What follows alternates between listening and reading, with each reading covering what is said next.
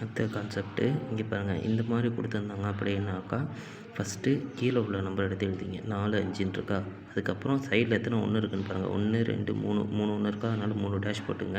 அப்படியே கூட்டி கூட்டி போட வேண்டியதான். 5 5 4 9 9 5 14 14 9 23 போட்டிங்களா. அதுக்கப்புறம் லாஸ்ட் நம்பர் டிவைடட் பை அதுக்கு முன்னாடி உள்ள நம்பர் போட்டிங்க அப்படின்னாக்கா அதுதான் ஆன்சரு. அதே இது வேறு கான்செப்ட்டு.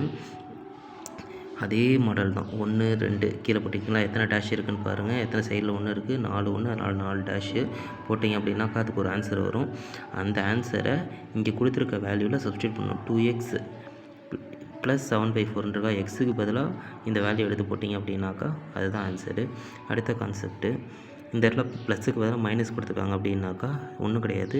அதே மாதிரி 1,5, அதுக்கப்புறம் எத்தனை டேஷ் இருக்குது அப்படின்னு பார்த்தீங்கன்னா 3 டேஷ், அதனால் 3 போட்டிங்க.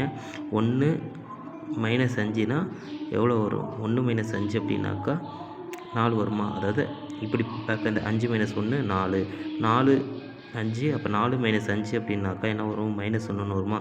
அடுத்தது -1 -4 அப்படின்னாக்கா என்ன வரும் அப்படின்னாக்கா மைனஸ் மைனஸ் கேன்சல் ஆகி +5ன்னு வரும். அடுத்தது -5 -1 அப்படின்னாக்கா -5 -1 மைனஸ் மைனஸ் கேன்சல் ஆகி +5ன்னு வரும். சரிங்களா? சரி, இந்த இடத்துல வந்து -5, இந்த இடத்துல வந்து -5ன்னு வரும்.